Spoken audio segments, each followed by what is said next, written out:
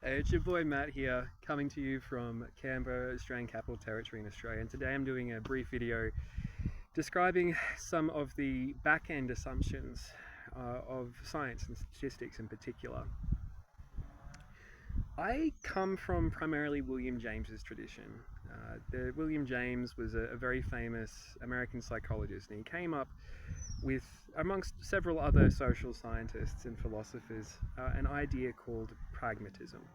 Now, pragmatism isn't what it says in the dictionary. Pragmatism is the idea that the action of knowledge in the world is how we infer truth. Uh, so the idea is that we take a measurement of something and it just seems to do the job. It doesn't have lofty claims such as some rationalist mathematicians make that maths is the source code of reality. Uh, it's what I perceive to be the foundational set of assumptions for most statistical methods used in science. The way statistical methods work is that we get scores. This might be anything from the ratio of red blood cells to white blood cells in the body, or scores on a psychological measure, like how much people say that they like or dislike feeling a particular emotion. So these measures, we make a lot of recordings of it.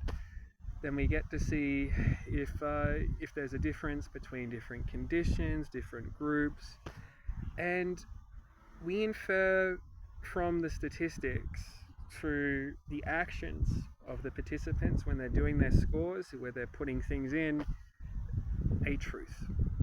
Okay, we infer it. We don't make an assumption that this is truth.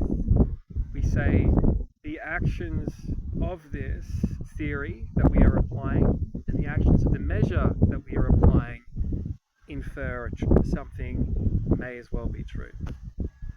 So this is in contrast to a man called Bertrand Russell. So Bertrand Russell is a very famous philosophy of maths guy. I quite like his work. I haven't studied too much of it. If I ever have the time, and that's right, I'm unemployed, but I still don't have the time because I have to do this taco project. And the resources I'd need to go through would be quite tedious to anyone who's interested in my life. But the, his idea is that, okay, is maths jelly or is maths a bunch of buckshot? So this is the metaphor he used. When we are making a measurement, is everything wobbly and we just have an idea of it? Or is it a bunch of these little nodes which interconnect in sort of like in space, and we can connect them in a 100% predictable way? So mathematically, I would say the tools for statistics have that assumption of the world being made of shot, but the application of statistical methods has the assumption that the world is jelly. It's moving. And what we are doing is that we are getting kind of an idea of what's going on. And because it's the action of knowledge, the application of that knowledge which infers a truth rather than proclaiming a truth has been incredibly powerful in the development of psychology. Because we've got a bunch of these methods, not methods, we've got a bunch of these very sort of ambiguous ideas. So like you come up with an idea such as personality, where we've come up with the ocean model for personality, for example: openness, conscientiousness, extroversion, agreeableness, and neuroticism. But you can never really point, like, neuroticism. It's not a physical thing that you can go out and touch and squeeze or something like this. It's a very abstract thing.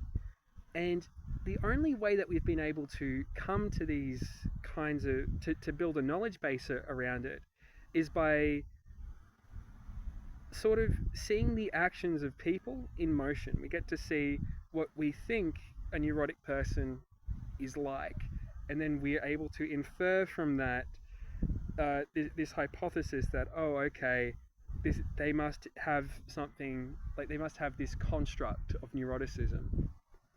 And I'd say that the idea of this construct is what is probably the most important contribution of William James and friends to the study of psychology. It's this idea that we're able to describe the differences between variants. So this is my definition of a construct and how I understand it. Differences in variance between different ideas on different sets of data. And from that, we see the action of this idea go through that data, and that's the closest we can get to truth in social sciences. That's my video for today. I'm developing ideas in this area, and they're probably ideas other people have come up with, but this is how you study. This is how you learn, is that you engage in half-baked intellectual games, and the quality of those half-baked intellectual games increases over time, and I think I'm at a stage where I can share some of them and it might be interesting and useful to others. Have a lovely day, everyone.